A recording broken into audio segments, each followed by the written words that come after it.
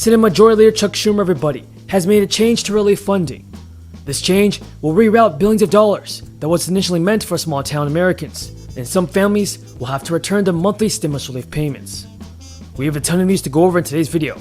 Welcome back to my channel, folks. This is your fourth stimulus check update. And don't forget to subscribe to my channel and give this video a like if you support a fourth stimulus check of $1,000 a month. An incredible challenge, an incredible opportunity. Over the last year, the entire country has witnessed the extraordinary dedication and resolve of the NEA members, teachers, professionals, who had to be not just educators, but tech support, social workers, often while trying to take care of their own children. Not only builds the infrastructure of America, but helps to rebuild the middle class. It does so in a transformative way, and you'll hear about it from our colleagues here. And in doing so, it does so with equity. That's what I'm so proud of in the bill. It puts equity front and center, benefits targeted underserved communities. On July 15th, millions of Americans will receive the first of 6 child tax credit payments. Some families may have to pay back the money to the IRS if they receive more than they're owed. The expanded child tax credit is part of the American Rescue Plan signed by President Biden in March. For the 2021 tax year, the credit increased to $3,000 from $2,000 for dependents ages 17 and younger. It also gives an additional $600 for children under the age of 6. Most families will get the first half of the credit in advance monthly payments from July to December, unless they opt out, in which case they'll receive the full credit in a lump sum when they file their taxes in 2020. The monthly amount will be $250 for children ages 6 to 17 and $300 for children under 6 and families receiving the full credit. The full enhanced credit is available to all eligible children and families with an AGI of less than $75,000 for single parents and $150,000 for a married couple filing jointly. It ends for individuals earning $95,000 and married couples filing jointly, making $170,000, though they'd still be eligible for the regular child tax credit, meaning they get lower monthly payments starting in July. The IRS is calculating eligibility for the advance payments using the adjusted gross income and number of dependents from 2020 or 2019 tax returns.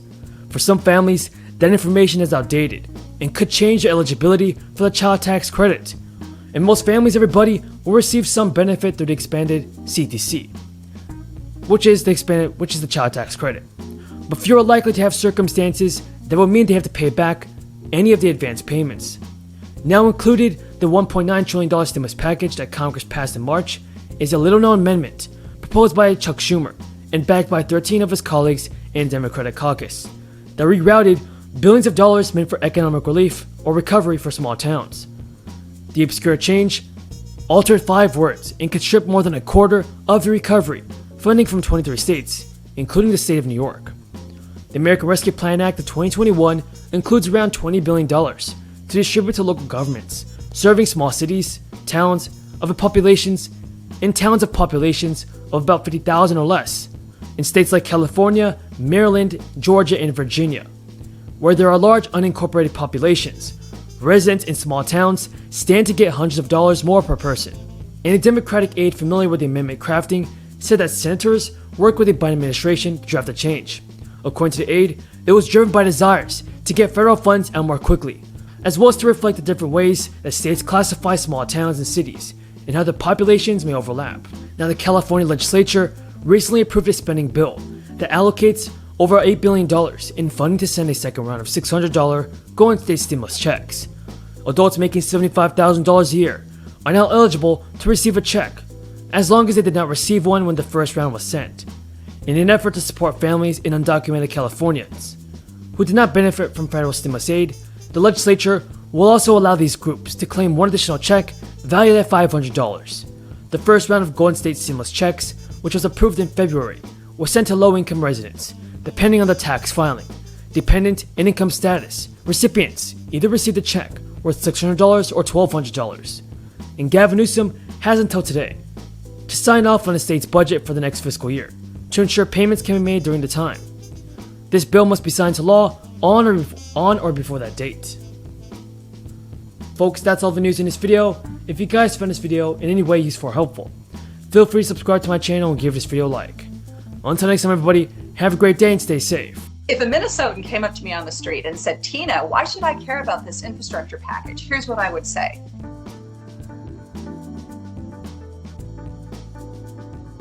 If you care about getting to school or to work safely, you need safe, good roads and bridges. That's included in this package. If you care about your children being able to have access to the internet so they can do their schoolwork, that's going to be included in this package. If you care about whether people have access to clean drinking water, that's included. And if you care about moving us, taking steps to move us towards a clean energy future, there are important steps. I think people care about, which is 29%. The amount of greenhouse gas emissions from our economy that comes from the transportation sector. This is great to know. So without dealing with vehicles and transportation sector broadly, we're just not going to get there on climate goals. But there's another thing about electric vehicles, which is just that they make the air cleaner and healthier for all of us. So, you ready for stat number 2? I am. All right. $632. Americans in this country pay their fair share into the Social Security system.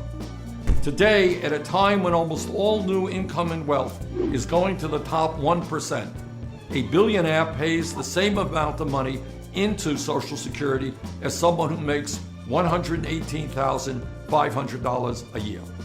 That's because the Social Security payroll tax is capped.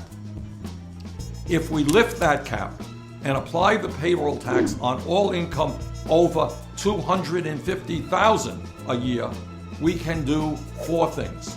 First, we can make sure that Social Security can pay out every benefit owed to every eligible American for the next 50 years. Not 19 years, 50 years. Second, we can expand benefits by an average of $65 a month. Third, we can lift seniors out of poverty by increasing the minimum benefits paid to low-income workers when they retire.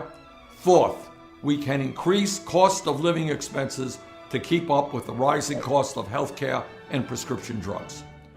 Expanding Social Security by making the wealthiest Americans pay more is not only the right thing to do from a moral perspective, it is good economics, and it is what a large majority of the American people want us to do. Our job together is to create an economy which works for all, not just the wealthy and the powerful.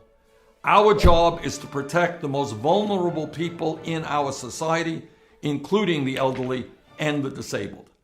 Our job is to extend and expand Social Security